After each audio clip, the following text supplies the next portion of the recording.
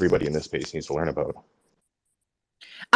Yeah, so I actually have been in it for about a year now, and I align myself with I'm in Miami, and I tripped into like the OG Bitcoin scene here, and from that I like align myself specifically with this woman named Erica Gemma, who taught the Mayor Suarez about Bitcoin, and she taught several high up officials, like, so she was OG, and I just aligned myself with her, and I got to the place where I just started working at conferences and then speaking at conferences. So I've actually spoke on stage about onboarding people to NFTs at this point. And so, yeah, new in terms of, I mean, a year. So I don't know what that means, but definitely I work every single day to read the news, and I work every single day to understand the technical components, because I think that's very exciting. Because ultimately, for me, what NFTs are the tokenization of digital assets, and the tokenization of digital assets goes way far beyond the applications in art. I mean, I went to a meetup where I met with this company named Proppy, who did the first who did the first real estate sale Shout via the outs. blockchain in 2017. Dope. Yeah, she was so cool. I mean, and so she talked to us like, so I've seen, I have people in my network who I've seen do legitimate, amazing things with NFTs beyond art. And so I'm so bullish on the technology, right? Yeah, I guess I Bianca, need to take back what can I I said. just say this real quick? Bianca, can I just say this real quick? You handled that shade masterfully. And I'm just going to say, Oh, no yes, shade, no queen, shade, no shade. yes, come on. Come Yeah, on, that was queen. shade. That was straight shade, and like Bianca did a hell of a job to clap back. But like, listen, if you're gonna throw it, you're gonna have to expect to get clapped. So I respect that. And it's all love, honestly. Like, if you know, everyone has a different place and space in the NFT community. That's what is so absolutely and abundantly exciting, right? So I come in the stage, I got a picture of myself, I'm looking cute, I say some sassy things on the timeline. But guess what? It's NFTs, so I can do and be whoever I want to be. That's the exciting part about Web3. That's the exciting part about blockchain. There is no confinement on how you are able to navigate this space, because it's so new. You can create your own thing. And so I'm saying, I'm going to come on the scene. I'm going to be cute, peppy, sexy, fun, over the top, a woman. And I'm going to know and do my due diligence to make sure I know exactly what I'm speaking about, and can communicate that in the best way that I know how. Oh no, and I think you're doing that. I was trying to honestly not try to throw shade. The only, I guess, counter argument to that, I was just trying to say where people can have a chance to fund themselves, to try to do something for themselves, like you just said, to make a name for yourself in the space, right? But no, I was mostly trying to point on, I assumed, which was clearly not a good thing to do. You've talked to people who I wish I could have connections with, you know what I mean? But I again assumed you were somewhere new, but you were trying to go on points where, hey, do your DD, make sure you don't just jump onto something and throw your money into something which you don't know what, or maybe that project doesn't even know what they're doing long term. You know what I mean? That's mostly what I was Wasn't trying to trying key to on. throw shade. Wasn't trying to throw shade. Okay. I did not take it in a bad way at all. So don't even worry about it. I'm like, no, like, I love to have fun and I love discourse. And if someone comes at me with a point, then I'm going to just say something on the opposite end. But no, it's all love, always. Oh, thank you very much. Sorry for, again, me not trying to throw shade or anything else. I appreciate the time and thank you for the words. Bianca, I just sent you the DM. I think our group would consist, our conciseness was, we want to have you on our podcast, The Big Three and Me, at some point. Love the energy, love the conversation. It's pretty dope. Thank you By the so way, much. I know I came in so hot, so I appreciate you guys just allowing me to be here, because I just came on the scene when it's like, I'm going to run my mouth. So I appreciate it. I'm just like, by the way, if I'm delaying, as usual, Twitter Spaces is trying to rug a room that actually is, having a productive conversation. The rooms that actually don't, obviously get rugged are the ones that absolutely bring nothing to the table. But I'm trying to get somebody to co-host. Let me go ahead and have that happen because it seems like a co-host can bring people up, but I can't. Weird, really weird. Fucking weird. But good points made. Honestly, I don't. I'm gonna be frank here. Like, I don't care who the fucking artist is. Male, woman, real child. When I say real child, not the parent, real child. You know, like, I'm all for it. I'm super interested in art. Like, and I just want to go ahead and I will support everyone. And that's why I feel like my platform, when I bring it out, is going to be really, really, really special, and it will bring, it would allow those seeking light to get light. So that spotlight that's much needed in this space. Akil and Dom, appreciate you guys bringing people up. Who is next? Carol. Hi, Carol. How's it going? Hey, how are you? I'd like to follow on in some of the comments that I've just listened to. Some of you know who I am. Many of you probably don't. I've actually been in the space since almost the very beginning. I've seen a variety of things that have happened over the years. And I thought it was interesting, the gentleman who said that he's been in since 18.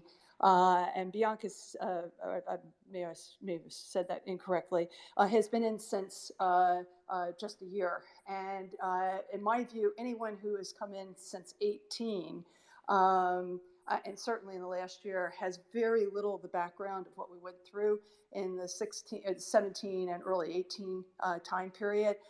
And I say this because I'm past the point of being cute and sexy, or trying to be, when I get into rooms or on stage or elsewhere. I deal with the cleanup. I deal with cleaning up the messes where people don't understand what they're getting into, and how they're, what they have, and what the legal ramifications are around that. And so I think that the technology is absolutely wonderful. It is great that it's been able to unleash a lot of creativity and bring the source of funding closer to that creativity. But you have to be very, very careful about the structures you're getting into. And I'll just leave it at that and be happy to answer questions. But it's not quite everything that it seems that it is. And we're, yes, in early stages, but much like 2017 with the ICOs, the SEC is still doing cleanup today. 5 years later, they're still bringing cases. And that's what we're being set up for, a lot of activity in the NFT arena in the coming time.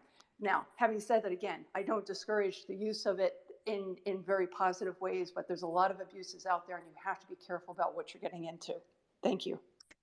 Carol, I hosted the stage at DecentralCon, and I hosted the alpha stage, and we had this wonderful, amazing panel where we had lawyers who were really kind of pivoting towards blockchain, and Mark, a prominent person at Cointelegraph, was the moderator, and they were speaking about how, excuse me, they're quite sure that the government is going to come for some prominent spearheads in the NFT space, just in terms of their tax ramifications and what they're doing around that. And I just, I know, it's not maybe proper to give lawyer or, legal advice. My mom's a lawyer, so I know some of this stuff, like you shouldn't give legal advice to a group of people listening. But I just wonder if you could speak on that, or speak on the ramifications that people may be not fully understanding when it comes to NFTs and maybe tax or whatever you see. Well, thank you for the opening on that. And I should preface by saying everything that I say is not legal advice. So thank you for that heads up. You put a lot of things on the table, and it would take, hours really to go through all of those different things. Taxes always get a focus. And we saw some of the earliest focuses around crypto in the tax arena. But there are other areas that are equally and maybe even more important in the near term for the NFT activity. And one of them is the securities laws. because more and more of the NFTs that are coming out, especially when you start talking about fractionalized interest, have implications around the securities laws. So that's one thing to keep in mind. And then the second is there's also anti-money laundering issues. And we're just at the beginning of seeing what's going to happen there. But the important thing for everybody to take away is that your behavior today is going to be looked at in the future.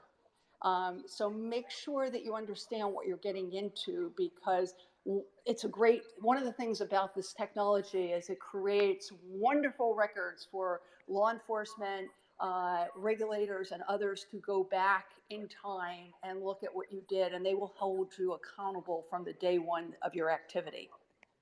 So enough said for now. That would be great if they could provide clarity, because I understand that, yes, those records are going to be there permanently. But I think the issue that a lot of people in the space are having is that, when regulators are coming around, they seem to paint the whole space with a broad brush. And the issue is, yes, there are scammers.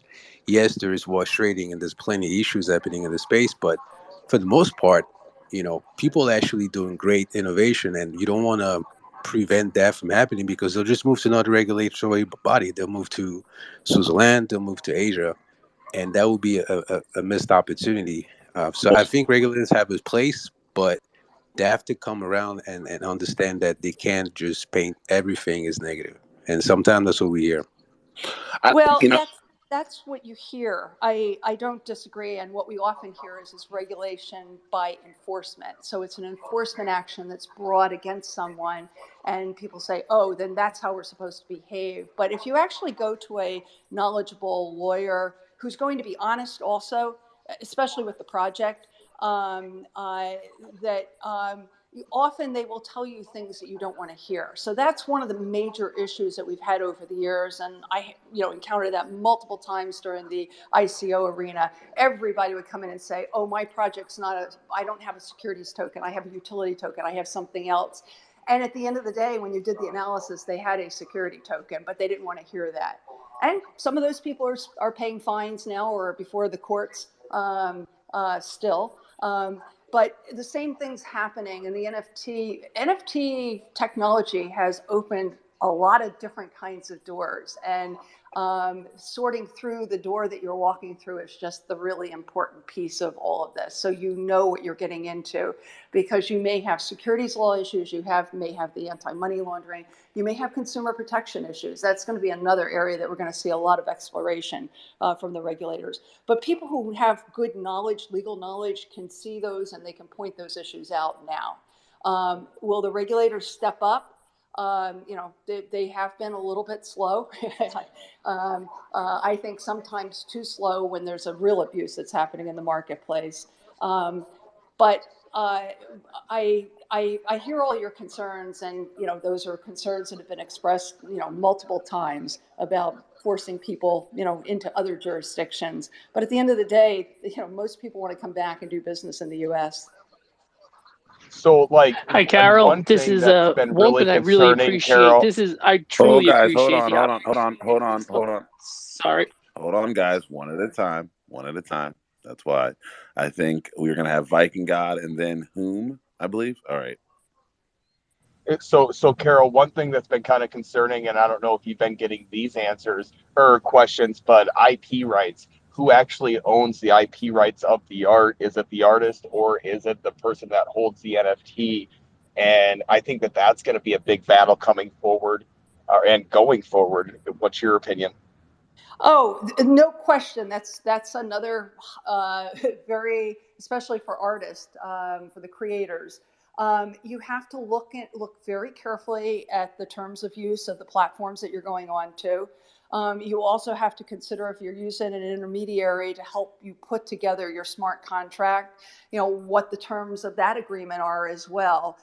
So you really have to be looking very carefully. And the platforms are, a little bit all over the place in terms of what they own versus what the artist owns. The other thing to watch out for is it's still an issue. People are working very hard on it. is that you may set up royalties under the smart contract on one platform, and when you move to another platform, that those royalty payments are not going to carry through in the way that you had intended. So just another thing to be on the lookout for.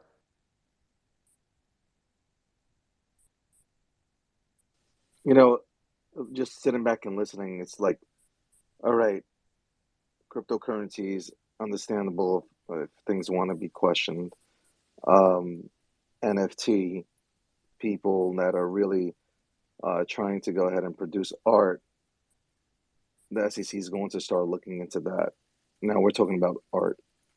It's like you sit back and it's just like and there's no clarity. There's absolutely no clarity. Zero clarity. And like I do believe like people will leave and will continue to leave to places like Singapore to accept it. Like there are no none of these suffocating regulations that don't allow somebody to be creative.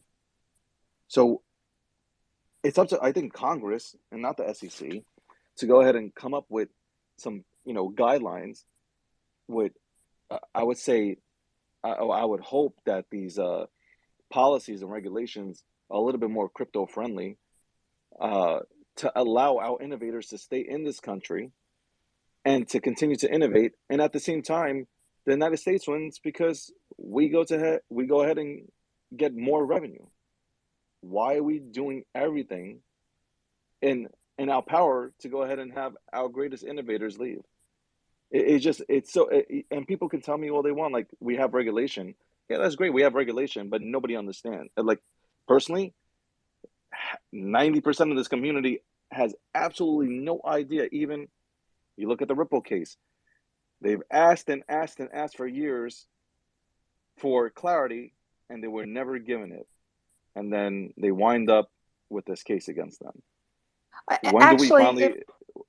I'm sorry. Carol. Go ahead, Carol. Go ahead. On the Ripple case, what's really important and one of the cornerstones of the SEC's argument against Ripple, or saying that Ripple's security, is that in 2012, right at the beginning, Ripple went to two different law firms to get an opinion as to whether what they were putting out was a security, and neither law firm would give them clearance on that issue. Carol, can I ask you then this question? I'm sorry? Can I ask you this question then? Yes. Being that you are an attorney.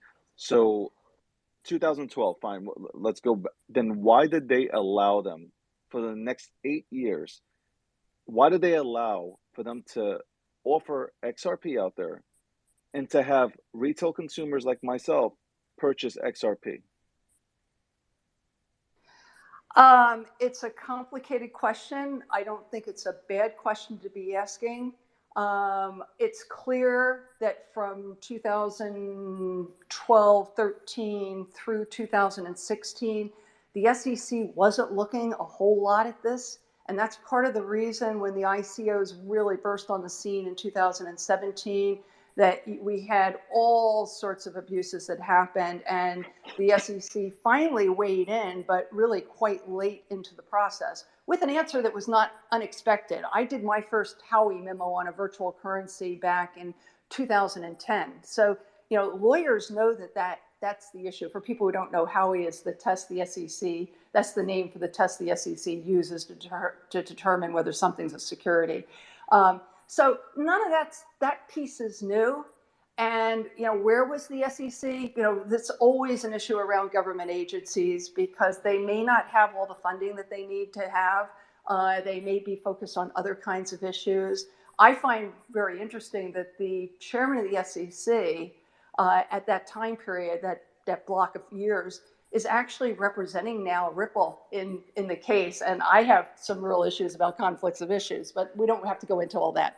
We're not here for that purpose right now. But so 8 years, and I'll get off the topic, but 8 years you allow retail buyers to get in and buy bags of XRP. And then the last day Jay Clayton is on the job, you throw a case out. Now, who gets hurt? the retail buyer, because at that point I think it was like Ripple was somewhere high. I don't know if it was $1 and change. I don't quite remember. It might have been 60 cents or 80 cents. I know we were moving up with a XRP, and it fell like literally. It fell, I think, into the 20s, probably 20 cents area. So a lot of the people that got hurt were the retail buyers that were allowed to buy all this stuff on Coinbase, on multiple exchanges in the United States. So like, to me, it's like, if you're trying to protect us, well, here's one case where you really didn't protect us. You hurt us. And if you say, well, now Ripple is up, well, how many people panicked and sold at a loss? I mean, to me, there is from somebody, and obviously I'm not a lawyer. I don't know every single rule that's out there, but everything that is stated from every top protocol is we don't have clarity. We have absolutely no clarity. And every time we go to the SEC for clarity, there is no answer given to us. We could go down a very long rabbit hole on this one. I think bringing it into now with the NFTs, I think we've got a lot of the same kinds of issues. As I said earlier, that, the first question is, go and, go seek the answer of what you're doing. Where does that fit within the laws? And then you can take the risk and say, okay, we're going to go forward. And a lot of people obviously did with the ICOs. And, many of them have been prosecuted on the backside. From the SEC standpoint, and I think this is the big issue in the NFT world right now, and I'm separating the creator interest from the investor interest, that right now, how much information do you really have about the markets? And what are you actually really investing in? And we've delved into that a little bit. I will tell you that the SEC is inundated with other issues that are right now probably a little bit more front and center from their concerns, one of which is stable coins, Tether, USDC, and so on, which, from a sheer magnitude issue, $75 billion or almost $80 billion in Tether, 40 plus billion in USDC. The markets in the cryptos or in the NFT space are dwarfed by that.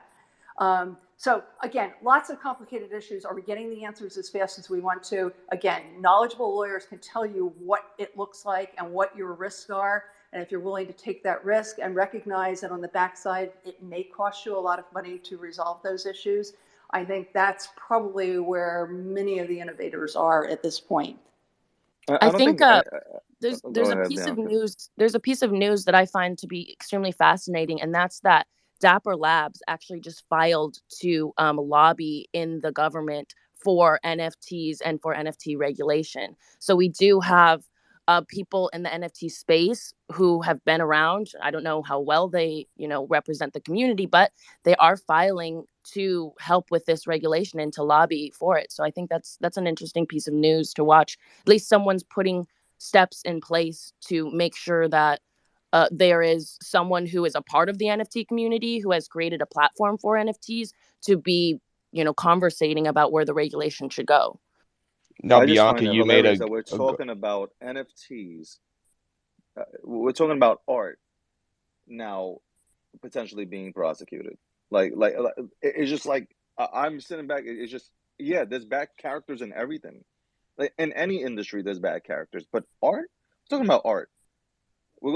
Art is now going to be prosecuted. I mean, Dave, it's not about that, bro. It's about them getting theirs, though. No, okay, but the government gets theirs. Trust me. Like I pay like 56% of taxes. They get theirs. What I'm saying is like we are going to let's hold on, guys. Let's wait. Let's not do anything. Innovators, please hold while we get clarity in the next 2 to 3 years. That's what we're saying. That's exactly what we're saying here. Like you imagine, we're talking about art. Talking about art. I understand there are bad actors. I just said that. And they'll come in here and they'll go hustle and try to scam people. But for the most part, this space, you have people that are coming in here that are producing art that's off the hook. Love it. Would love to get it. I can't spend all my money, but I would love to get every single goddamn piece. And that's going to be put under review by the government? I Where think are we going with this? the That is issue is not that going. the mainstream projects are created and acting like financial vehicles by allowing you to stake and to claim rewards that look a lot like money, right? And Okay. that's these ones are being propagated and put up in the mainstream media like this is all what NFTs are. NFTs are PFP projects where you can trade and increase in value, and then you can stake it for bananas, and those bananas have value. Like that's not, that doesn't But seem like art, does it? but we've already been down this road before with video gaming. So video gaming, and when I say video gaming, I'm not talking about you guys that play video games. I'm talking about, you go inside of a bar and there's a little machine to the left and you get to play that. There's been legislation for years around that video gaming. I mean, it literally allows you to earn on app or on game points, and then you can take those points and you can cash them out. I mean, the bars have been doing that for years. I mean, so I think there's these conversations are repeating themselves because we still fail to remember that we've had these conversations before. No, but I think for me, you have gaming. Like when you have gaming, Carol, I'll let you get the mic right after me. I'll take 2 seconds. But like gaming, for instance, like play to earn. How are you going to?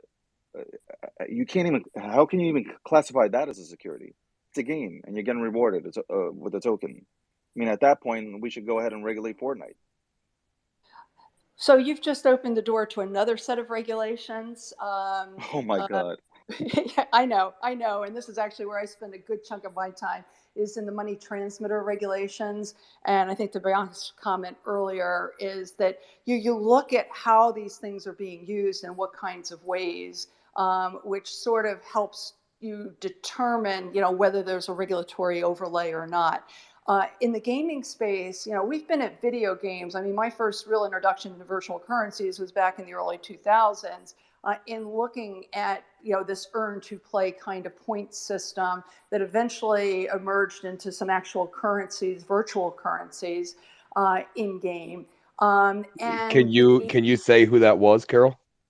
Oh, I mean, there's a whole bunch of games that we're starting. Once the technology becomes available, you see this proliferation. So it was a number of players, and there was one in particular that attracted my attention because of the virtual currency in the mid 2000s.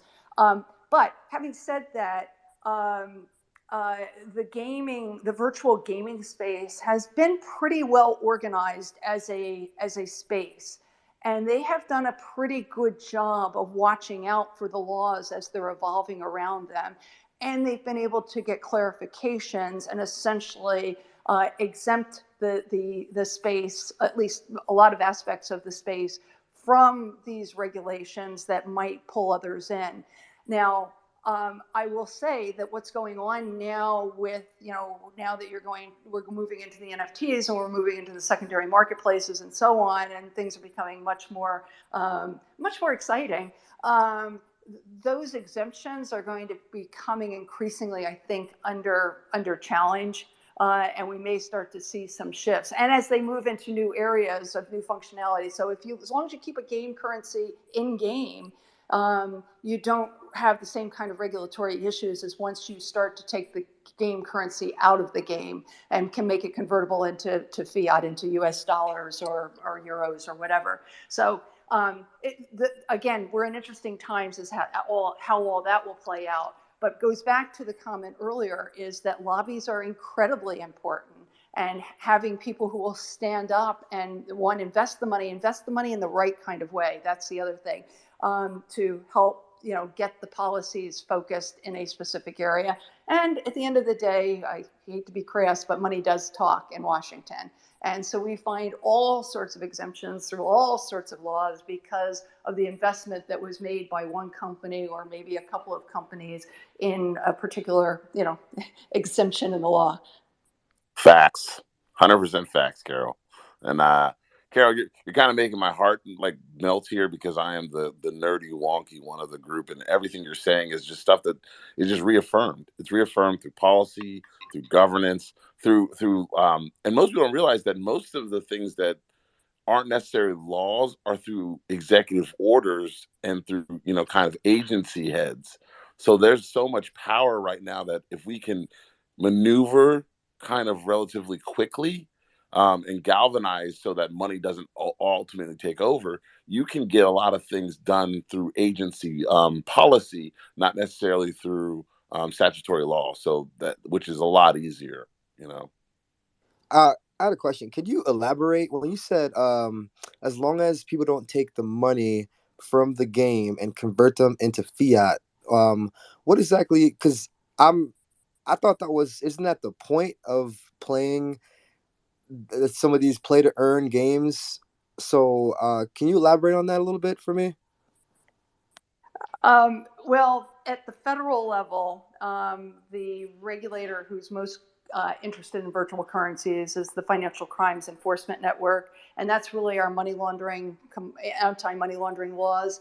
And FinCEN, a number of years ago, made it clear that if you have a virtual currency, tokenized, whatever, a token, and you can convert that into fiat, or you could actually convert it into another token, or go the other way and buy the tokens with fiat, that was subject to our anti-money laundering laws. So that's sort of the first step of it. Now, if the token is if you buy the token and only use the token in game, there's an exemption for that. But it's when you can take it out of the game and you can use it in other kinds of venues, even in another game that's unrelated to the game that you're playing in. At the state level, we have these state money transmitter statutes, and they look again at this, conversion factor. And if you think, everybody has a gift card laying around someplace in their house. That gift card that you have is often for the purchase of goods or services at the retailer that's on the gift card. And when you have that gift card and you can use it only at that retailer, say Starbucks card, that's not going to be subject to regulation. But when you move that gift card into being able to use it at all sorts of unrelated merchants, there's regulation that comes into play, and that same principle applies in the crypto space. Sorry, I'm just going to say, I'm going to step down, I think, in case someone who's more knowledgeable in the subject wants to come up. But David, thank you for hosting the space. I'll just go down to listener. Thank you very much for participating. Yeah, David, this is Brad Beatty from Lily Finance. How are you guys? Good, Hey, good. Brad. How's everything, bro? Good. As I can speak to the SEC side a little bit because we are in healthcare. We got a blockchain side and we have an NFT side coming out for charity to children. And we have SEC attorneys on staff combing through everything we do because not only are we healthcare and we have the artists creating beautiful works for charity. Those pages on the website are coming up. We just approved 2 today. But as we move and build our foundation, they're combing through everything we write. They're working on future issues for regulation. I mean, I've got some of the best in the world working for me as attorneys, and it's still hard. I've also been approached this last month on running 2 steering committees by the government for crypto and healthcare. So back to a couple comments. We are early, and we can control these agencies and get the framework in. We're trying, but it does come down to resources. I got major hospitals, big as Johns Hopkins, for instance, that when I gift an NFT and funding to charity or surgery for said child. Hey, Brad. Yes, Brad. sir. It's John's. Yes, sir. S on N. Because, I don't want you to get beat up one day. Yeah, exactly. I'm sure. We take it serious in Baltimore. Yes, sir. Yeah, and I deal with them every day. Sorry, Johns Hopkins. They're worried too on the legal side of signing these NFTs over is how it's going to be regulated and how they're going to get legally restricted later, on the hospital side after we fund that surgery for that child. So we're working extremely hard on our end. all for the positive, though. So that's just my thoughts. I wanted to Brad, ask, thank you very much for your comments. Sorry, I just wanted to ask, are you a publicly traded company? No, we're building the framework right now. We're crypto-based healthcare, and we're building complete blockchain into health. Okay. Go ahead, Carol. I'm sorry. I just wanted to know if. Oh no, I appreciate his comments, and especially when you're dealing with large organizations, they tend to be much more cautious and want to make sure they understand all the implications. And we are still very much in the early days on multiple levels. Taking it back to the individual artist, I think the individual artist just needs to go into whatever relationships they're going into and make sure they understand who they're doing business with, what the terms are of the platform that they're going to be working with. What does that terms of use say with respect to their intellectual property, and make sure that what they're being potentially sold as a vehicle for what they want to do is really going to be compliant with the laws, because it may cost a little more upfront, but it may save a lot of pain on the backside. Well, if you guys don't mind if I hop in, it's Satire Go ahead. Mafia. I was going to give you the mic. So, what's going on, man?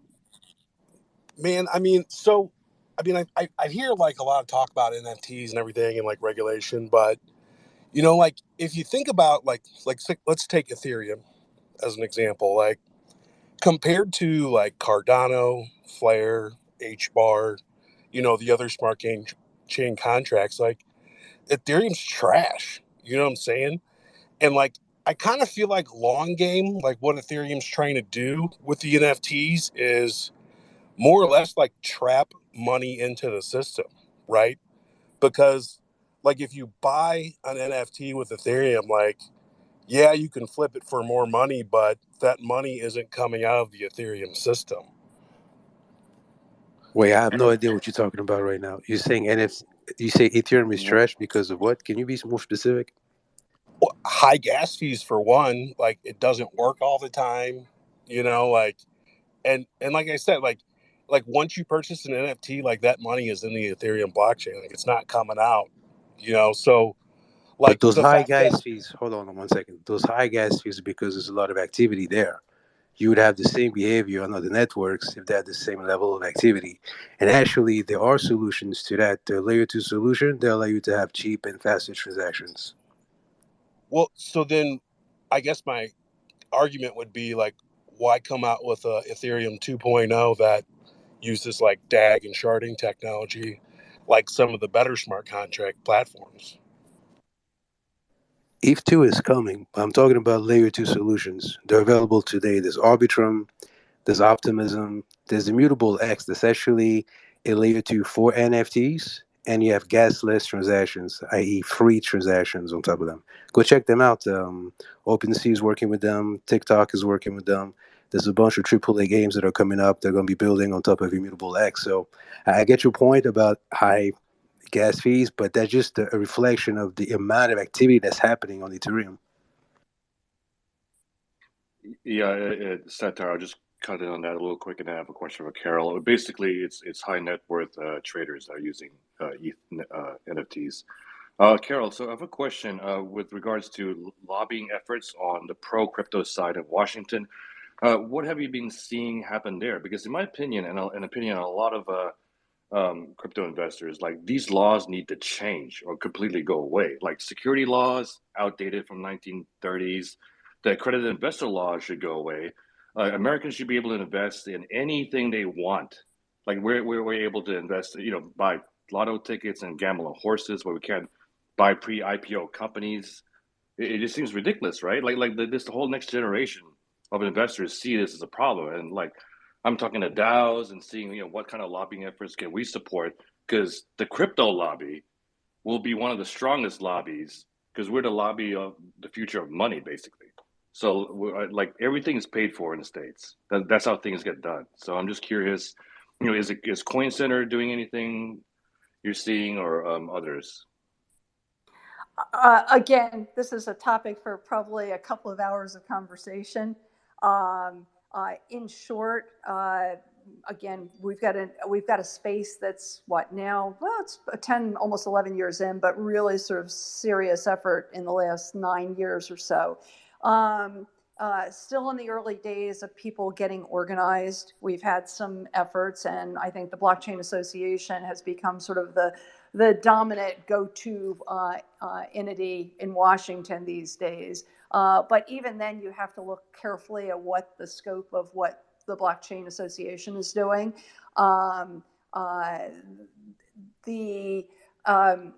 I've done a lot of work with trade associations, organizing consortiums, and so on over the years. And what I always say is that it's nice to have your own association for whatever your issue is. It's very difficult for one association to be everything to everyone.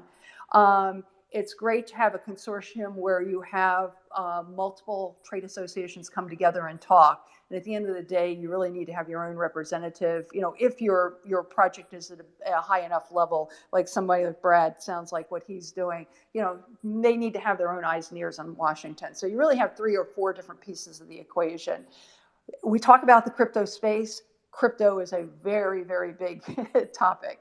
And there's many, many different, very specific verticals or channels or whatever of interest there. So getting one to be one size fits all, it ain't going to happen. We had a lot of people coming together on the tax issues, but even there, you're going to see the a tax lobby split fairly quickly. And it's, at some point, it becomes one man, or every man and woman for themselves. Yeah, Carol, you're definitely right about that situation. I mean, even working with Senator Wyden, you can see a pro crypto kind of business type guy who's in his 70s is having a public beef with his kid over crypto. I mean, it comes down to not everyone wants the same thing. I mean, some people are saying, hey, maybe we'll tax you at 20% instead of 30%. And then 20% is not good enough, even though it's a consensus amongst several groups, right? And when you have the ranking, or not the ranking member, he's the chair of the Senate Finance, having vastly different ideas than even Senator Warren, who becomes the ranking member from the majority party. I mean, you've still got a lot of politics within their own, and it's just very difficult to really say who's leading the efforts when each individual group does have their own lens to the conversation. Plus, they're going to get whatever else they can while they're at it. They're lobbyists. I mean, they're going to go for the whole shebang. They're going to try to deregulate the whole market if they could. Well, the other fear I have right now, and I've said this a little bit publicly, is that the crypto lobby is looking for crypto-friendly candidates to run against those who've been less so. But the problem is they really don't know what those candidates know and don't know, and how they're going to be as members of Congress on issues other than crypto. So I think we have to come with a much more educated eye as we go forward in this process.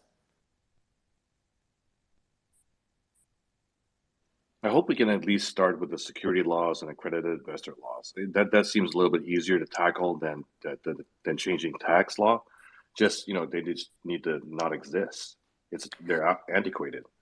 I hear what you're saying on that, and that is one of the most cited things that needs to change. I guess the question I would raise, and this is what I haven't been able to resolve fully for myself, is that the securities laws are there to protect the investors. And more times than not, yes, they protect the smaller investors by keeping them from getting involved in things that maybe they shouldn't get involved in. When you look at the ICOs from the 2017 time period, and those ICO projects were all over the place. I mean, the Tezo type ICO was few and far between, where it was a real true launch of a protocol. 95, 96, 97, 98, 99% of those projects no longer exist. So people put their money into these projects and they have nothing to show for it at the end. So Yeah, how do you? but that's risk, though, right?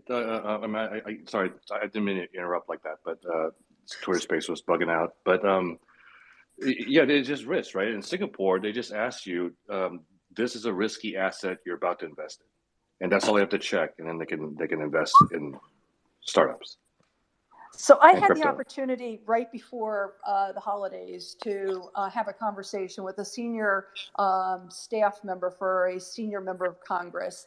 And I think his comments sort of summed it up is at the end of the day, first of all, they're seeing people who are selling their houses and taking the proceeds of selling their house and putting them into, pardon my French, but shit coins. Or potentially NFT projects, and the next day they have no value. And he said, what do we do with those situations? Because they come to us at the end of the day. They come to Congress, members of Congress, they come to the regulators, and they're looking for somebody to provide relief. Can we educate all of them? Obviously, you can sit there and have conversations until you're blue in the face. And if somebody wants a $400,000 APY, they're going to go ahead and do it, right? Well, okay, I'll let someone else take that. I was going to say some words about those people that sold their houses. I mean, it's almost like they get flushed out the system. I don't even know what that means. I think Dom's phone's having a spasm. Dom, is your phone okay? Bro, like now it's just so you remember how when unmute now it won't go mute. Like it's so I don't know what's wrong with Twitter Spaces. Okay, so the All I could problem, hear was you tapping. yeah, the problem with shitcoins is that fundamentally people found an easy way, unregulated way to create a money printer for themselves, right? So what's happening is that as other people, just regular people, get pulled into those scams, yeah, their entire wealth is going to be completely destroyed because those money printers have a very small and focused point of control, which is typically the founding team, and plus VCs that piped in money like early on. Yeah, but there's already laws that go after people who scam people, right? We're focusing on like edge case scenarios and this and that, and oh, what if, and this person loses his house, and it's preventing an entire generation of Americans from getting access to like the best appreciating vehicles and instruments like ever, right? That's pre-IPO startups, that's cryptocurrencies, the top 10, right? Well, I'm not I talking mean, about the people who throw in $200. remember that regular individuals, they do not have any type of control over the markets. I mean, they may feel that they do looking at the charts, but fundamentally, it's either somebody who actually made money on crypto, is that they're like just a lucky fuck, or they have some form of a structural advantage when it comes to their trading. Like they're part of the founding team, they get an insight. They're able to control their monetary policy. They have access to an enormous capital where they can affect the price. Unless you have a structural advantage, you're going to fundamentally lose. So it's not luck, guy. Like I hear that a lot. Many friends, we've built wealth in crypto, but we've been in crypto since 2013, 2017, and we held through multiple bear markets, educated ourselves. We learned about financing, investing, dollar cost averaging, how to read a chart, macroeconomics, all through holding Bitcoin, Ethereum, and other coins. It's not luck. It's education. Yeah, well, right? I mean, Bitcoin Learned... is different, right? I mean, Bitcoin is a true asset. So I think that education but piece, fundamentally, if you look at, I think that education piece is going to be really important because, like you guys were saying, education as a whole helps inform the masses. And so what I hear what you're saying, people should not be putting their entire wealth or inheritance into some bad business plays. But at the end of the day, you've got to allow people to understand. I'm sorry, I got to bring Don back up. But you've got to allow people to understand the process and the system that they're looking at. Because but we've got to get to education point. And as something that David and the rest of us have said continuously, most people don't even know about the 2017 market crash. They don't understand how people have lost everything and there was a bloodbath. And, most people don't know. And that's part of learning history and learning finance because they're not separate. But how many? I mean, realistically, how many people are actually selling their house and you think this is freaking 80% of the space selling their house and putting that shit in there? Hell no. Exactly. So to me, it's like Okay, wait.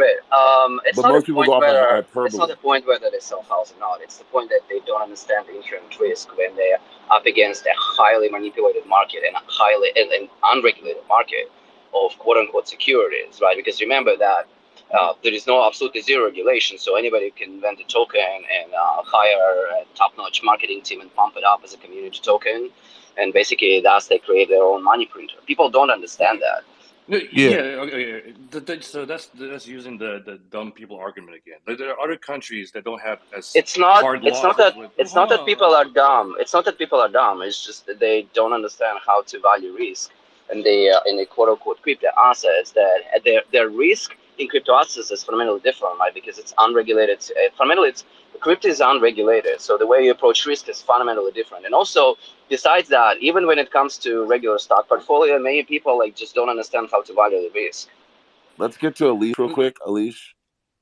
Yeah, I was just going to say, I think it just all boils down to, once again, doing your own research, that's what I tell everybody. Do But your own Alicia, research and the problem educate is yourself. Hold on, I'm talking. doing your own research is that Niski. Okay, go for it. Hold on 1 second. Yeah, it boils down to doing your own research, I mean, we all take risks in life. Anything anybody does is a risk, right? I mean, you invest in stocks, that's a risk. You don't know if, the company has something up their sleeve. I mean, everything can be a rug pull at the end of the day. So, you have to do your own research, and that But goes there for is a big anybody. difference. I'm still Alicia, talking. I'm still there is a big talking. difference. You're providing incorrect information because there is a big difference between a No, regulated I'm market pretty where correct people about doing your purchase. own No, you're research. not. Because when people I'm not. purchase I'm not. publicly I'm not traded correct. securities on a And we're back to not doing that. All we're going to say is, I think Niski and you are saying the same thing. You're just hearing each other differently. Do your own research, but not knowing what that research is supposed to be can be very tricky. So you can do the research, but then you'll be like, I just researched everything on the shittiest website and on on the back of a Yahoo box that somebody wrote with a crayon. Well, you researched, but was it legit? And that's something that we've got to figure out. All right, now please be nice to each other. Yeah, I just realized that Nesky is a maxi here, so take that with a grain of salt. But yeah, we just let people decide and learn their own risk, right, and figure it out. That's how you get efficient markets and highly manipulated. Every market is manipulated. Every market in the world, right? You buy something for $2, you manipulate it for $2. So first of all, I do not agree with Alicia at all because I think Alicia, you don't have a good strong grounding in a difference between purchasing securities in a regulated market, public securities, and purchasing fictitious crypto, quote unquote, assets that are highly manipulated just by the nature of their creation. There is a fundamental difference, and also when you say doing a research, is that there is an asymmetric information that's available to early founders that actually have not only that information, but they can manipulate the monetary policy and pull the rug at any time. And that's a bit harder to do with regulated publicly traded securities. Alicia, doesn't make sense. Nesky, do you think Ethereum is a scam? Based on how it was created and based on why it was created, it is a completely a scam. See. So I think the bigger question is there anything outside of Bitcoin that you think is not a scam? He's Of talking all nonsense. the projects that are out there, there are 12,000 more projects. Do you see anything outside of Bitcoin that is not a scam? Well, there are companies that produce. There are companies that produce real good, durable goods and services. So those are not a scam. When you're referring to the quote-unquote crypto assets, then yeah, fundamentally everything about Bitcoin is a fucking scam. It's a So money just say printer. that. Don't even try to Dude, like have he another said it's a conversation. scam. Like, this guy does not understand anything. He's just pumping Bitcoin bags. Dude, I've been in If you're Bitcoin since painting the 2013. whole space as a scam, then that's it. Just say that. Don't try to like have another conversation. Do not listen. But Do people not need to listen to this understand Mr. like guy. why it is actually a scam. You know, why there is an asymmetric information available to early founders that actually created the money printer, and then they pump in the money that they receive from early investors, early VCs, to pump up the coin and create a community token. Fundamentally, that's what it is. Like, look, okay, go look right now, Anybody who did go read the any kind of Shiba, research. go read the Shiba Hold white on. paper, Slow down. go read the Shiba white Slow paper, down. see what it Slow says. down. It's a community token. Anybody who did. It's a fucking Anybody money who did. printer. Chill down. Nesky, Anybody who shut did the any fuck amount up. of research for a couple of weeks into the space will realize that yes, there are a lot of issues in the space, but not everything is a scam. So your argument is mute from the beginning. If you're saying everything in the space of Bitcoin is a scam, why anybody should Every listen to single you? token, It's a every single religious token argument. is highly centralized. You're part of a religion. That's great. That's cool. But not everybody believes and agree with what you believe in. Yeah, he's a religious fundamentalist here, guys. Do your own research. I think nonetheless, it's important to have a difference of perspective. And although this man it seems like clearly a maxi and clearly like Bitcoin is king, is gold, is God. It's when you have someone speaking so specifically towards one way of thinking, it opens your mind to, okay, these are the applications, these are the understandings of this asset, but it also allows you to come at a different angle with, this is what this asset can bring, or this is how I can perceive this asset. And so I'm glad that we had him up here, and I'm glad that he had an ability to speak, even though people can make their own decisions based on if they found his information relevant. Another example of do your own research, right? I want to bring up something that I think is really interesting, and I'd love to hear anyone on the stage's thoughts on it. So and we kind of touched on this earlier, but the influx of influencers coming into the NFT space and getting a NFT from a project and being like, hey, I just aped into this new project, literally them not even knowing what's going on. I'm really intrigued to see your guys' thoughts on how influencer and influencer marketing will carry over to NFTs, because what I've seen, if you can't educate your community on how to buy or why to buy an NFT, then what is the point of pumping the bag of the NFT other than just like getting broad eyes on it? Because if you're not educating people on how to interact with what you're selling them, or then what are you doing? I think that the SEC has already provided us some good guidance on that. There are a couple of cases that they brought against influencers coming off of the ICO activity in 2017. And then John McAfee, who I don't know how many of you followed his comings and goings before his death about a year ago. He was also being pursued by the SEC. I think they had filed a formal complaint in federal courts against him because he was acting as an influencer on projects without really doing the due diligence on the projects themselves, and certainly not providing the kind of I guess, knowledge that you suggested should be provided by an influencer. So it's a very good point, but we also have some history in the crypto space to look to. Carol, what are your thoughts on like the Ethereum ICO though, and like how they kind of skirted past like any type of security legislation from the SEC? Like, do you really believe that that they were as decentralized as they claimed to be, and just somehow magically were the only other crypto aside from Bitcoin that could get through the system and proliferate? We talked about it earlier, and I don't want to waste other people's time going through it again. But all I can say on that point is the SEC, when it filed its lawsuit against Ripple in federal court in it was December of 2020, It was 100+ page document that had been extraordinarily well researched. And it's a good read for anyone who's, has any questions about how you even put a case like this together. So I would suggest that, you go take a look at that first and foremost. There's obviously been a lot of back and forth, and a lot of press accounts come out and say, oh, Ripple just won, a big point or whatever. In the grand scheme of things, though, you have to step back and say, what's going to happen with the fundamental issue in the case. So enough said. I think it's important we bring back, this is an NFT room. And I think, how can we take some of the lessons learned from the past through the ICOs and so on and apply it, and learn from those and hopefully avoid some of the mistakes that were made then in the ICO arena in particular with the NFTs. But one last thought to the creators is keep creating.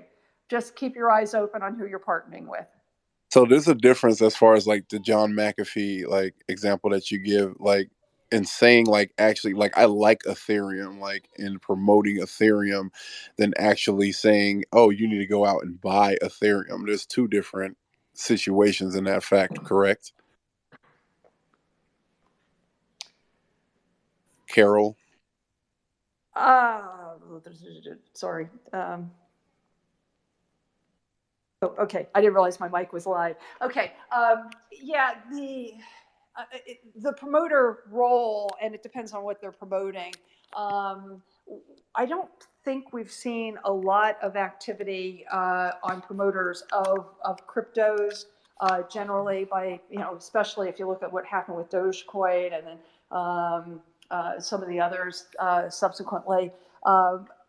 That's where I think a little bit more guidance would be helpful, because I think there are a lot of people who are out there promoting these things and could be arguably manipulating the markets, which is against the law. So I'd like a little more guidance, because I think there are people out there that are talking about and promoting crypto that have no clue as to what they're talking about.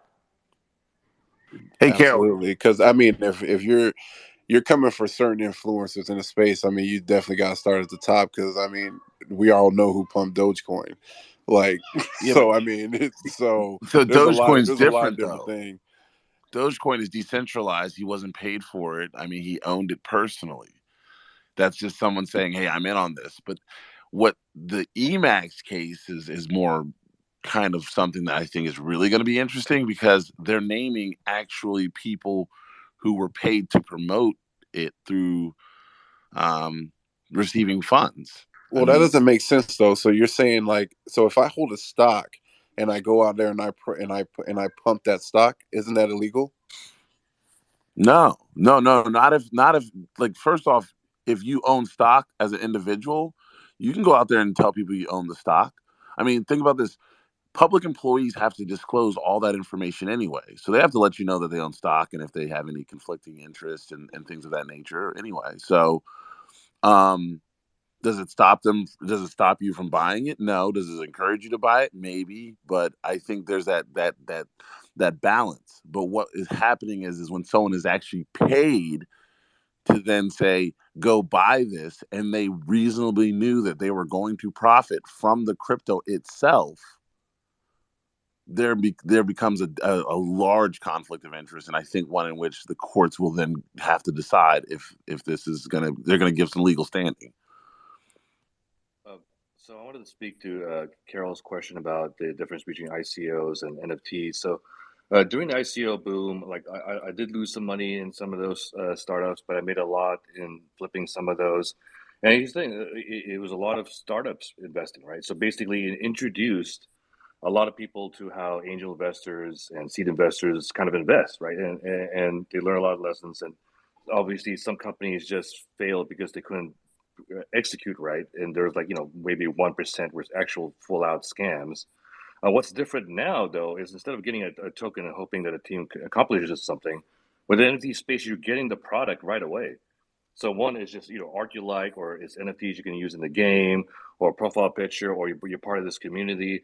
Some NFTs offered royalties from the secondary sales, and fears of regulation shutting that down, which I think that's super valuable and just gives people access to more passive income. That should be promoted, not shut down. And then earn to play, that is basically going to be a new economic model that we should encourage. Like instead of having elder Americans work at Sam's Club or something like that, they should be at home in their underwear earning games, playing earning money in games. And like we have the stock market at all-time highs. Only certain people who know how to trade options or have large net worth can make money in that. Like we have this burgeoning system of crypto that's eventually going to encompass the entire world and capture like hundreds of trillions in value. Like we should encourage people to invest in this. This is the next financial system, the next digital value, monetary policy, everything. Like Hey, everything's going Leon. to be tokenized. Hey, Yep. Leon, we were trying to shift it back to NFTs, and so we were trying to find a nice little segue. That was the whole intention of like Dom going, "Hey, what about this with NFTs?" And then we'll get back to NFTs once we take on that subject matter. So I'll while I'll get you back to NFTs yeah, by well, going full bull on my. I'm gonna get on my high horse right now and go full bull on play to earn.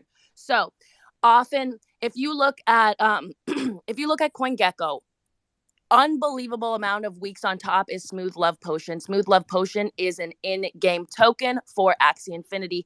Axie Infinity is one of the premier play to earn games with NFT capabilities that is happening. People in Asia are literally making more money on play to earn than they do in their daily job, just playing games by and empowering themselves through games. So bullish on play to earn ecosystems, Axie Infinity, Guild of Guardians. You're going to see NFT incorporation through being able to buy your avatars and buy skins for your avatars and buy tools for your avatars and be able to hold that as assets that you can then trade on the secondary market, right? Also being able to do in-game activities and get paid out in tokens. I'm so bullish on play to earn. It's unbelievable. And bullish on guilds, which are a collection of players coming together, basically like DAO formations for play to earn games. But like NFTs times gaming is going to be absolutely astronomical, because what you're doing is you're allowing there to be forefront utility. There's no promise of utility on the other end, because these blockchain games have already been built out. And so if you just look at Smooth Love Potion and what it's been, how high it's been trending in Asia, it's just, if you don't sleep on play to earn, that's what Bianca has to say. My one thing about play to earn gaming is that I played Axie. I have some Axies, and I just don't find it for me. And I know some people actually like it, but I don't think it's super fun. And I want to make sure that we make play to earn games that really leverage human creativity, which is something that humans are, and being funny and creative, I think is a really human characteristic that robots aren't so good at yet. And so I want to see more games that reward that sort of behavior. And I also think there's a huge opportunity to transition people from play to earn games into doing work for DAOs. And I'm really excited about that. I have never heard that in my life, that play to earn games aren't fun. That is a first for me. So I'll talk about Axie a little bit. I've heard it's not as fun, but here's the thing: like in the Philippines, during COVID, a lot of Filipinos lost their job, and at home they started figuring out Axie Infinity. They actually started making more money in the game than their regular jobs, and they never went back. So yeah, to them, it's almost more of a job than necessarily a game, right? So we see it as a game in the first world. In the third world, it's, hey, I can earn income in here. They actually have companies now, because Axie Infinity is like what, $200 an Axie, and it's 3, so 600. So the average Filipino can't afford that. So there are companies that get together now that loan out Axies to create guilds and whatnot. And so now a whole other economy just sprung up because of that, right? And in the So I think new, oh, go ahead. I think it's exciting, but I also, for me, and the reason why I lean into the creativity and the humor and rewarding people for really human tasks is because creating a digital stable hand class in the Philippines, although I know people are earning money, and I even have friends in Turkey who are using my Axes to earn SLP, but it's just a little weird for me. I don't know. Yeah, I think you make good points, right? But I see it's just like the first generation of play to earn, right? I can tell you there are studios, the same people that created Call of Duty, Gods of War, and what have you. They're coming around with AAA games, which means they're industry quality games, the same level of gameplay that you would have on your PS3 or PS4. I'm kind of old dating myself here, but they're coming this year with some really amazing games that'll be fun to play. So you'll be earning just like a job, as you were saying, Leon. So that's amazing. You'll be earning for having fun. And I think that's going to bring so many gamers, so many players. And I get your points, Nax, about like probably incentivizing people towards more human activity, towards DAOs. But I don't think the contradiction. I think we'll be onboarding a whole lot of people the same way we onboarded people through NFTs and PFPs, and they serve the purpose still to this day. But if you think about the industry of gamers, the level of crowd able to bring, you think about esports, I mean, it's massive. So I think this year we'll see a lot of really innovative games. And yeah, people will get bored of playing Axie, including myself. Like, we'll have plenty of fun games to play and make money too. Facts. And I feel like I personally feel like I'm a gamer. Like, that's me at heart. And like David spoke about it. I think it was yesterday or the day before, when he said it's going to come to a point where like people are not going to turn on the game unless they're earning some sort of incentive, or they're going to be paid for it. And I totally agree, because I mean, that's my next best hobby, money. I mean, I fucking love money. So like, you're going to pay me to play a video game? Absolutely. I'm gonna sit on my ass all day and play that game and make money. Like, that's like a fucking dream job. And our parents said that'll never happen, but that shit is gonna happen. And I'm gonna be old and gray, 90 years old with a cane still playing. I It's think fully it's just support that. hearing earlier, like all these fucking regulations, like hearing all that stuff earlier. Shout out to Carol. I just had a few phone calls to take care of, but like, Carol coming in here and dropping her opinion on, the current atmosphere in this space. But to me, like sit back. I want everybody to sit back for a fucking second and think about. I feel like Allen Iverson, when he was sitting and they questioned him about practice, and he was like, "Practice? We're really talking about practice?" Like, and that's how I feel when it comes to this art. Well, to NFTs, like, really, we're gonna regulate NFTs? Like, really? Like, I get there should be regulation, but like, are we talking about like really regulating NFTs? Really? Like, are we when I said like we're gonna put a halt to all our innovators and tell every single innovator and artist, y'all gotta chill for the next 2 to 3 years until we get this shit right. What? What are we doing? What are we doing? And stop with these taxes. I'm telling you right now, I'm paying taxes. I pay taxes every year. I'm okay with it. I am okay. Well, I wish it was lower, but I'm just saying I'm okay with it. Like, I'm going to pay my taxes. If you are allowing people to walk into a casino and gamble their life away, do not tell me that we cannot go ahead and create art in the NFT space, and do not tell me about cryptocurrency. Let me see you shut down the casinos, and let me go ahead and see you up the age levels for fucking acquiring alcohol. Okay, when 21-year-olds are walking in and getting a bottle of Grey Goose and drinking themselves to fucking death and jumping into a vehicle all fucking drunk and driving on the wrong side of the road, we got bigger issues than cryptocurrency and fucking especially NFT art.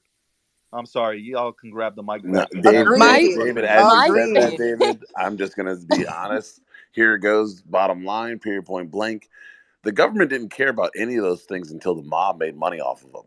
Everything you mentioned was an illegal racket that when they were like, oh crap, we're missing the money here, they then decided to like come back in and regulate. I mean, my uncle owned a candy shop when I was a kid in New York. That candy shop was a numbers running. I mean, that was just like when my dad was a kid, but all they did was run numbers, right? That was the lottery. And then one day they took the lottery away and it made it a government agency. Killed. I get it. Yeah. Then let's stop this song and dance. It takes 5 minutes to get this shit done. We want to tax you. Great. How much you want to tax us? 10%. Great. We agree. The council of NFT, the NFT body council of whoever, we agree to these taxes. Crypto, we want to tax you 15% to 20%. Great. We're down with it. Anything else, gentlemen? Ladies and gentlemen, we are now going to be taxed 15 to 20% on in the NFT space and in the crypto space. Are we good with it? I'm fucking great with it. Oh no, Can we move David! on now? David, you left out all the earmarks. That's My what's going on. All the earmarks are coming now, baby. I want a new bridge for my local church. You know, that's what you're waiting on. If They should start you're a DAO just for joining that. us in the room, if you're just joining us in the room, it is very important to know David does not like regulation. No, hold on, Bianca. I like regulation. I just would like the regulation to fit. It's like, how are we going to use the Howey test, which was fucking signed into effect in like when Jesus was walking? Okay, we got a policy in In place the right 30s, now. but yes, long time ago. Okay, a very long time ago, 1933. We got a policy in place that does not fit the current landscape. You can't have that. You can't have it. They didn't have fucking computers in 1933. If they did have them, they were hiding it in Area 51. Well, computers were actually called 1000. secretaries that would I calculate. get it. I'm just saying, I was watching the History Channel. That's why I had to back off my comment, because they found the first computer and it was dated back to like God knows when. All I'm saying right now is this. We can't have regulation based on 1933 policies. We can't have regulation by enforcement. Facts. We can't have just how are we supposed to create shit? Facts. All right, we create something. Here we go, created this fantastic technology. Oh shit, we got to go ahead and sue your ass. Why? What happened? We don't know. We're gonna find out. What? Wait, what? And now, now we got to look at the NFT space. You guys are creating art here. This art needs to be looked at. What are you fucking talking about? What are we talking about here? We're talking about art. It's supposed to be decentralized. Like, what happened Talking about to it practice. being decentralized and like no government, intervention? What is going on here? You know I what? agree. Like, Give the regulations, come up with the regulations, but also come with clarity. You have to have clarity with regulations. You can't just put out the regulations and expect us to figure out what the fuck the regulations mean and how we're supposed to steer a course. None of us here, maybe a few, know fucking any legal terms. Like, to us, it's fucking foreign. Like, you can't just drop it on us and expect us to learn it for the next 2 years and then finally come out with our protocols. I'm gonna get off the mic. I don't mean to hog it. Go ahead, you entrepreneurs. You. The government is it's so funny because what they say is like, we have a lot of processes going on, so we're slow to act and we have antiquated systems, and it's like, but they're so quick to know when they're not getting their money that they need. Like, they're very quick to know, hey, there's money being made that we need to get our hands in, but they're so slow to actually put in any kind of clarity on how the current technology can still empower the creators of it and the users of it. Well, that's because our Senate is average age One of second, the Akil. senator I'm is gonna like give you the 70. mic. Akil, I swear to God, I'm gonna give you the mic after this. But like, can we speak? Like, Ted Cruz is not like, I'm not his number one fan. Like, he's like, Ted Cruz of all people tells the entire body, like, none of you guys know what the fuck blockchain is, nor would you know cryptocurrency if it hit you in your face. Yet you are voting in regulations. Fucking, are you Ted Cruz? We're talking about Ted Cruz right now. I'm talking about Ted Cruz. I can't believe I'm talking about Ted Cruz. Dave, the senator from my state, bro, has more fucking power in the banking committee than what most people know, bro. John Thune, and this guy doesn't know a fucking thing about blockchain, and the only reason he's the head of the Senate Banking Committee is because the guy fucking used to work for Citibank. Well, he's a subcommittee. Yeah, subcommittee. Yeah. Yeah, that's what I was gonna say because Ron, I work with Ron, and Ron definitely is. He likes to make sure that everyone knows that he's in charge. Yes, you are correct. I think Carol said something that was very insightful, which is that money talks, right? So if we organize ourselves through lobbies, will have a bigger voice, because I'm guessing if we reverse engineer the situation right now, a lot of banks who are scared of being replaced and being phased out, a lot of being against the crypto space, right? And I think the overall sentiment within the crypto space is not that we're anti-regulation. It's just that we don't want to be handled like children, right? We're adults. We're taking risk. We know there are risks when we invest, and we just want, yeah, sure, we should have some regulation against spammers and scammers and clear scams. But other than that, just let it be. There's no Hold on. reason So to. hold on. Let's talk about fuck crypto. Let's talk about Wall Street bets. When retail investors came together, they joined together. You know why? Because we have social media. Before we didn't have social media, so nobody can go ahead and come together and talk about And now shit. they're trying to So make now we that a have social crime. media. Yeah. So like hedge funds, it's okay for them to send companies into bankruptcy, but when the little man, when the people come together and say, you know what, we're gonna just go ahead and buy into AMC. Why are you buying into AMC? We want to buy into AMC, and the little guy goes and destroys and brings down hedge funds to their knees. And to watch these bitches go on television, onto mainstream media, and tell regular people like us, do you believe what they are doing? They are destroying our business. Yeah, bitch, the same businesses that you've been destroying.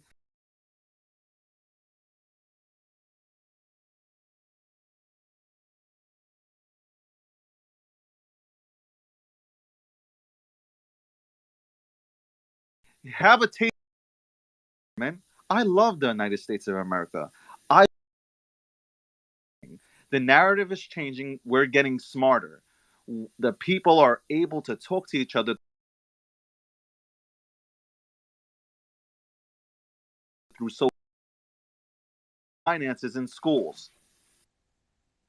It I scares honestly the shit believe out of that. them. It I scares the shit out of them, us being financially responsible, because once we are financially responsible, they don't have you under their thumb. They don't have you under their Yep. guise. Look how many people they forced into certain things. I'm not going to get specific, just because they were scared to lose their job in the last year and a half. That's all I'm going to say. I truly believe so because these PFP projects are seemingly to act like financial instruments, they're the best way to onboard excuse me, they're the best way to onboard into understanding of finance and to understanding of markets. It's a fun gamified way to understand and have peers around you teach you how the financial markets work, how financial systems work, how assets appreciate, how people conglomerate, and how things can work. It's a really fun and easy way to understand finance. I genuinely believe that that's what NFT, PFP, 10,000 generative projects are being. No wonder people want to come in and regulate it and take it away, because if you empower a larger number of people around an idea, then they'll look at the systems that have been keeping them down and question why. If you think about it, if I wanted to buy a house right now and I had $150,000 in the bank and I wanted to take that $150,000 out, I would be asked so many questions. It would take so long. I would have to jump through hoops. People would say no, and it's my money. So now with crypto and NFTs, where I hold the keys to and I hold the decision making process on when I want to deploy whatever capital I want to deploy, they don't like that because they can't ask you questions, they can't mark it down on a list, and they can't put fees attached to it. And it's real scary. 100.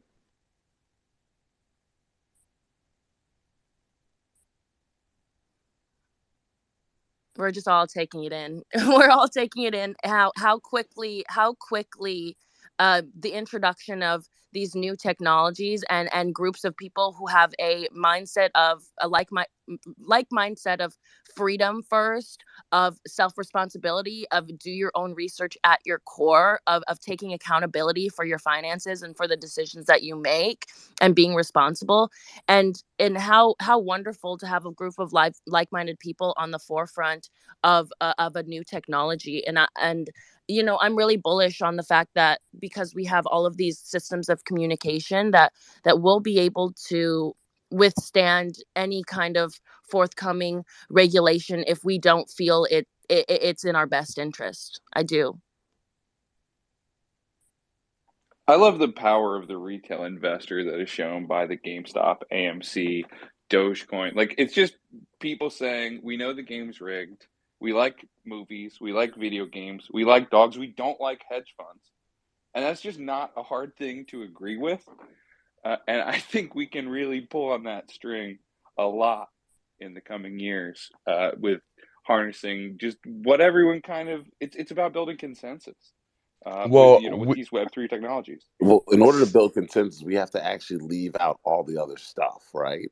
So when people get personal, like when they start thinking about other things outside of the mission, that's where we have to really say, hey, look, David and I don't agree on a lot of things politically, but when it comes to respecting each other as humans, we're 100% by each other, right?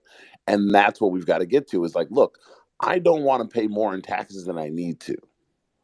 Other people are willing to pay a little bit more in taxes just so they can have conveniences and comforts. And then there are people who don't want to pay any taxes at all, and that's why they're always fighting for the DeFi 100%. But DeFi Listen, is not a reality. I am. Well, I am. I don't care if you're a Democrat or a Republican, independent, libertarian. Like, it doesn't matter to me. At the end of the day, I'm gonna speak from a standpoint of being a U.S. citizen. I know that I have to pay taxes. I'm not trying to avoid anything. Like, when it comes time to go ahead and file my taxes for business and personal, I'm paying those taxes. Does it hurt? Do I want to pay it? No, but I'm going to pay it. I know some people are going to go ahead and try to hide their shit, and that's your choice, man. Ultimately, now there's a with lot of the attack system, on the hedge funds right now. Hold on one quick second, Snacks. There's a lot of attack on the hedge funds, but in all reality, a lot of these PFP DAOs, treasury funds that are rewarding back in their native token, that's exactly what they are. They're essentially a hedge fund, and it's just that we have access to these hedge funds. Well, I think in this space now, we don't need VCs. VCs need us. 100%, Dave. 100%. We flipped the game on them. So now Now, they're trying to attack us. So if we don't, that's why I keep on saying, like, it doesn't matter if you're a Democrat or Republican. I don't give a fuck who you voted for either, man. At the end of the day, right now, this space, like, whether you like somebody or not, it's time to go. And I've been saying this for months, but it's time to go ahead and come together as a collective and stand together and push the correct policies in place, because we the people, remember that. I think we forget that we the people can go ahead and make that difference. Don't say that, oh man, like my state votes red, so I'm not going to go out there because my vote's not going to count. No, your shit counts. Like, people died for that, to go ahead and give you the ability to go ahead and vote. So vote the right people in. Let's get the right people who understand technology into Congress so they can go ahead and tell some of these people, like, you have no understanding about blockchain or cryptocurrency, so you get to say nothing.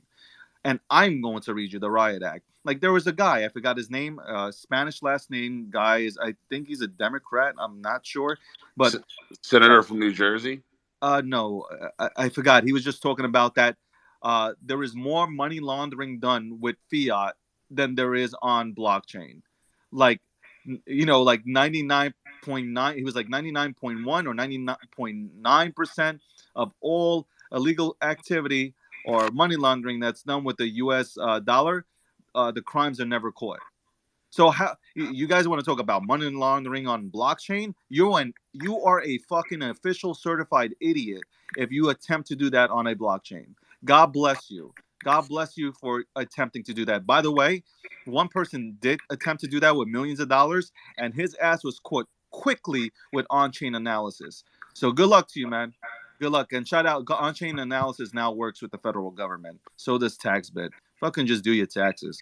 Well, hey, DJ, 100%, bro. You heard a couple years ago, these people that were holding, crypto, they were holding cities hostages, and they were doing those like ransomwares, attacks all over the country. They were asking for Ethereum and stuff, and guess how they were able to track them or at least freeze the accounts? Through blockchain. Which is perfect. Yeah, it's like, so yeah, the Ethereum stuck there forever, but guess what? The asshole that tried to steal it didn't get their money either. So everyone gets screwed equally. That's why that whole story that happened. that story that happened like 3 months ago where they held some electricity company hostage on ransomware, and they say they had to pay the Bitcoin. That was a false story, bro, and they never paid that Bitcoin. So I'm totally with y'all that the United States dollar and fiat currencies all over the world are, that's why they have to track the large denomination euro bills so carefully, right? These are definitely the largest vehicles for money laundering because, blockchain, really easy to track. That said, there are technologies that, as they mature and as people get more aware of them, they should, I think, in principle, work, right? There's no reason mathematically that they won't. And so you will be able to have dark money in your Anon account on the blockchain. Now, turning that into real world stuff, okay, that's maybe a little harder, but ultimately, I think it is going to be very hard to track the currency that's flowing in those networks. And so the governments may have to think of different strategies by which to make revenue if larger and larger portions of the economy start to move into these sectors. I don't think that's a soon thing. That's a really, that could be decades, right, before that's a really big factor. But maybe that's what some of them are thinking about, because that seems very likely to me that the average person will be able to tumble their coins, but then they'll just blacklist the wallets that contact the tumbling services. So it'll become a civil rights thing. I don't know how it will shake out. What if they come up with regulation and just hear me out here? I know this is gonna sound fucking crazy.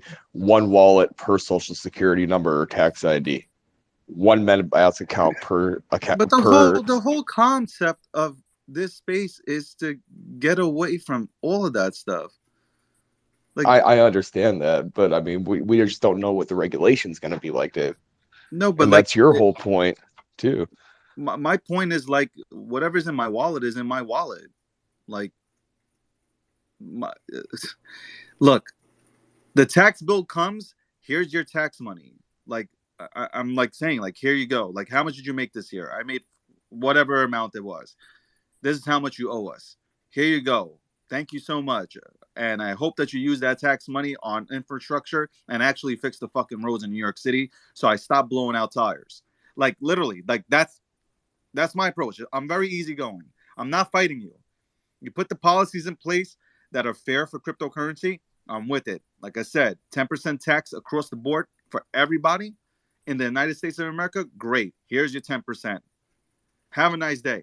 And for me, I don't really give a fuck, honestly, because I don't know, like, how you can even tax me. Because, like, okay, you could tax me the first time, but I'm a hodler, man. I'm a hold. I'm holding.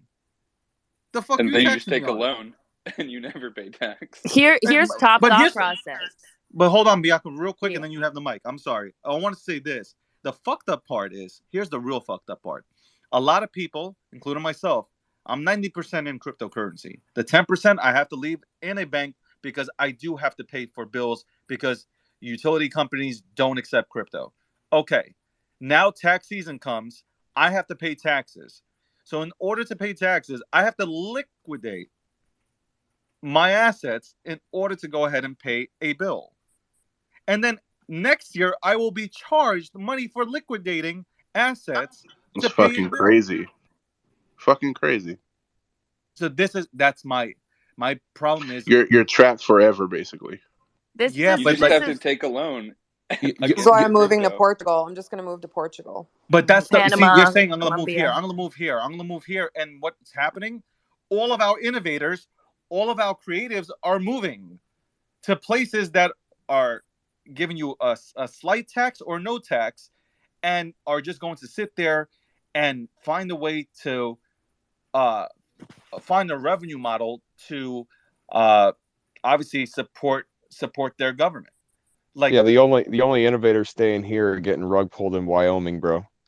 I wanna say that this is what is going to be exciting, although I doubt it'll ever come to fruition. Putting the tax spend on the blockchain so we can see exactly where our US government is putting our tax dollars. That's Wouldn't never we gonna happen, love that? Bianca, you kidding me, man? If they could burn blockchain right now, they would. You think they want Oh my God, I would love Lining the that. pockets of their friends. Ooh, Well, I didn't say it. David's been talking about how he's happy to pay taxes. I'm generally happy to pay taxes too, but more and more lately, I would rather spend my tax money to support DAOs because Well, they're transparent. I'm not happy to pay taxes. I'm just like, I understand the rules and I need to go ahead and pay taxes. I'm not trying to be Wesley Snipes. No, shout out to my boy over there, but I'm just saying, like, I'm not trying to like here you go. Here's money. Like, you want money? Here you go. But let's make it fair. Let's not come out like Biden did and say, "Hey, I'm thinking about incorporating 43% capital gains tax." Like, what happened? Like, hold on, that 43 is not 43 in New York City because that shit is 56%. That's a That's lot. not 43%. So that's like like at the end of the day, like, look, you have China done dropped the ball. The United States of America, listen to me for a second. China has dropped the ball. We right now can pick it up and we can get back to being innovators. Tax us. It's fine. I'm fine with it. I know some people are thinking right now, yo, he's crazy. No, I'm not.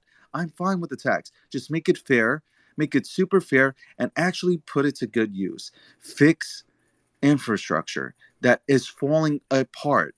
There is, if you drive down the Northeast, I am telling you, you are susceptible to getting hit by a bridge. The BQE is still in work. I was born in 1981. I swear to you, they were still working on the BQE. So all I'm asking for is, like, number one, keep innovators here. Let us become the innovators. Pick up the ball. Bring in people from the blockchain space. Let us explain to you why this innovation is super, super important. We will go ahead and find a middle ground to where the United States government will get the revenue that it desperately needs, and we can go ahead and continue to work on platforms and make them better. And that is it. And Bitcoin, honestly, it is your friend, the United States of America. I wouldn't mind having Bitcoin back the US dollar. So relax. This is not like some anti-government shit. Like, we're not trying to go ahead and have we're not trying to go to war with anybody. This is a peaceful revolution. Like, let it happen. But like, honestly, like, this shit with the SEC coming down and enforcing regulations, like, this should be you have the CFTC saying, cryptocurrency is commodity. You got SEC saying it's a security. Every branch of the or every office in the federal government, nobody knows. Everybody has a difference of a fucking opinion. It has to come from Congress already. Congress needs to come up and say, look, this is what it is going to be. All I'm hearing, though, is like, no, we want the SEC to come out and just fucking file lawsuits on everybody's ass. It's not the 90s. Like, everybody compares this to the 90s with the internet. Stop comparing the space with the internet. We had bulky ass computers that weighed 5,000 pounds. They weighed as much as a fucking car. So you were not able to leave. You weren't able to go to Barbados or to Aruba or wherever. Now our laptops are the size of, I don't fucking know, of a cigarette box. I don't advocate for cigarettes, but like, that's the only thing I can think of right now. They're the size of a cigarette box, and we can just pack up our stuff and move to a country where they accept this shit. So stop, because I can build my fucking platform in Aruba. I have no reason to be here in negative 19-degree weather when I can go ahead and be laying out in my boxers. I'm just saying. And I'm off the mic. I lived for all of that. I just have to say. I mean, come on. Like, seriously, like, I don't think there's a person in this, or for the most part, I think everybody that I've heard today is super fucking intelligent. If I drink beer, I drink a beer with you. I take a shot with you if I drink. I don't drink, and no, it's not because I went to AA or some shit. I just don't drink. So I will drink a bottle of Poland Spring water with you. Some of the smartest people came up here today and like threw some major alpha out here. I really do feel like everybody wants to do the right thing in this space. allow us to do so. We've policed ourselves very well. All we want is an opportunity. All I hear from people is that people want an opportunity to succeed, to be successful, to be that entrepreneur. Allow us to be that. Don't stop us from pursuing our dreams that we've set forth. That's all. Do we have the mayor of Reno up in here? I got a quick She hasn't question left, right? for David. Hold on. Do we have the mayor of Reno in here? Hi, you Reno guys. is not important. Hey, Hey, Mayor of Reno. I don't know How who are just said you? that, but you can pound sand, you arrogant little prick. That was Go ahead, Mimi. Madam Mayor. Hey, you guys. So really interesting conversation. I think you hit a lot of points, to a T. And so let me just kind of give you a little perspective, sort of on the government side. First of all, I'm an entrepreneur. I mean, if someone would have told me today I was going to be the mayor of my city, I would have said, "Are you freaking out of your fucking mind?" Right? Like, honestly, you guys. So first of all, my journey sort of in politics was, wanting to fight back, right? Like what you guys are talking about.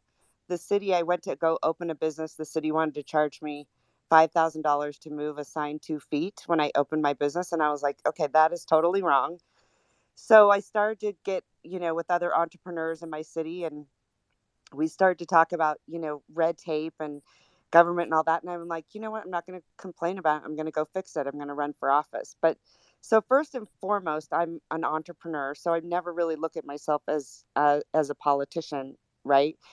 But long story short, you guys, fast forwarding to everything, I've been in the crypto space since 16. You guys probably know Mayor Suarez has been a massive champion. He's amazing. So you have mayors on the front lines fighting for you guys. I think you're totally right. Like on the federal level, clueless, have no idea what's going on. One of the reasons I jump in these spaces is because I am the chair of Tourism, Arts, Parks, Entertainment, and Sports for the United States Conference of Mayors. And I love art, and I've infused it all over my city. And I used to grow up in my city, and people would say, "Where are you from?" And I would say Lake Tahoe. I was embarrassed to be where I was from. And really, one of the things that just embracing arts and culture and diversity in my city has changed dramatically. We were predominantly a gaming city. And so my point is I'm in a lot of these spaces looking for you guys. I'm doing my first public art NFT with the space whale from Burning Man. And I want all of you guys, and, I'm just sort of in these spaces listening to you guys. And thank God for our creators, our artists, you guys out there, like changing the game for all of us. And, I'm not a coder or anything like that. I kind of look like, I feel like my job is to open the door for all of you guys. And the other thing we're looking at, because we were all talking about freedom and taking back the power, totally agree with you. So many people unbanked. And that's another thing we've been looking at as pilot projects. And one is a Reno DAO. One of the sort of ideas is, everyone in my city could own a piece of land that we own. And if we sell it to a developer, then everyone reaps rewards from it, right? So DAOs make a lot of sense. So I think you're going to see so many cool projects and things that give back to the people instead of taking from them. So it's really, I do think it's a game changer. But here's what I do think, and this is one of the reasons I typically don't come up and speak, because I think these spaces are much better for the creators and you guys and inspiring me, because I learn a lot from you guys, is that where you can have a lot of impact is working with your mayor, because they are on the ground level, in the sense, like, we are in the grocery stores, little league fields. Like, mayors they don't get to hide, right? They really are much more people centric. And here's the other thing, you guys, I'm not a Democrat or a Republican. I think there's only like two or three mayors like that. But most mayors honestly do have a very nonpartisan way, because we're always saying, like, there's no Democratic or Republican way to clean a street or fill a pothole. And I apologize to, there was a gentleman speaking about his potholes, and I'm really sorry about that. Sorry, dude. But just the challenges, and also, again, I would say we are so embedded in our communities, but I want you guys to know, all of you NFT artists and everyone in the metaverse, just getting it done. Like, you guys are teaching me so much, and I hope that it changes all of us. But again, going back to like working with your mayors, because they can push on the federal side. That can be very, very effective. It's one of the reasons, usually presidential candidates really weigh on their mayors, because mayors are very connected to the people. So I think there's power in that. If we're going to push one thing, it's like push your mayor. If you guys know who your mayor is, DM me. Love to reach out to him. Mayor Suarez and I will be seeing each other in June. It's something I think we're going to be pushing and having a say at the federal government from the mayor's side. So I hope that gives you guys a little bit of hope that there are people out there that are, really interested in the space, think that the potential is just, off the charts. So anyway, that's all I wanted to say. Thanks, you guys. Thanks. That was awesome. Thank Mary, you're you. awesome. You give me hope. Honestly, you really do give me hope. I'm Oh, in thanks, you Miami. guys. I'm in Miami right now, and I absolutely love Mayor Suarez, everything he's doing with Bitcoin, everything he's implementing for the city, the way he's moving at pace and at speed, and really trying to have conversations with the people. I'd mentioned earlier, one of the a woman that I'm closely aligned with, one of my friends, her name's Erica Gemma. She taught Mayor Suarez about blockchain through the Blockchain Center back in 2017, and he is like just so epic with allowing the front runners in the movement here in Miami to like have a say and to inform him, and he has open ears. And so like legit, if you're gonna sit down with him and if you're on pace with him, like girl behind you, like Yeah. get it. And I put a tweet up top about the city DAO out of Wyoming, because it sounds like something Yeah. similar to what you're doing. Yep. So cool, so bullish on DAOs. Yeah. Well, the good news is, so here's the thing. Mayor Suarez is now our president of the United States Conference of Mayors. I am his VP. So the good news is, this is where I think in June, when we have our conference, we will be really educating other mayors so that it really starts in our cities and it starts right at the people level. And so that's what's really exciting about it, because typically I think it could be very generational too, but it's funny how it did align with both of us, sort of working on similar things but different. We're a little different, but what I like about it is that it will be the perfect relationship to continue to push, like I said, push this for the people. And so I just think you will see some cool and exciting things coming out of cities. And again, you guys let me know what NFTs you guys are doing in your cities, because that's the other project I'm working on, is hooking up these NFTs with their mayors so we can build this really large public art collection in the metaverse.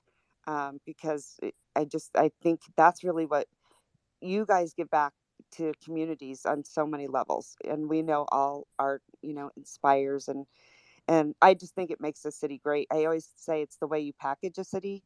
The first time you go to a city and you see an incredible art piece, you're like, oh my gosh, I need to see more. Right. So just keep doing what you're doing. And I'm seriously, it's been exciting to, learn from you guys and watch all your projects. And so just DM me if you have a mayor you want to get in contact with. Mayor, I really appreciate everything that you're doing for your city, and I hope to be a part of that here. I'm actually currently in Phoenix. I'm originally from New York, and what you're doing, and the appreciation for the arts and the artists. I mean, it is so important for us. And I just truly, truly, it just really hits, really fills my heart when I heard you say all of that, because, you know, it's just nice to hear just the appreciation and everything that you're doing. So overall, just Yeah. thank you, appreciate that. Well, thanks, you guys. I appreciate it. And again, listen, mayor's best ideas comes from our communities, the people that live in them, people like you guys. So that's another way to really collaborate on your projects, is by reaching out to your mayors, because they honestly, they love to work with people. I mean, a lot of times the things that I do can be just an email, of just saying, wow, that's a great idea. Let's collaborate. Whenever I built my blockchain board, honestly, you guys, like, everyone on there was just, someone that had just reached out. I didn't know them at all. We just got on the phone. We all started collaborating. And so don't be afraid to reach out to your mayor as well, because that's a really cool way to also, like I said, give back, but inspire others. And then also, we get access to really large grants. We just got one at the city of Reno for 200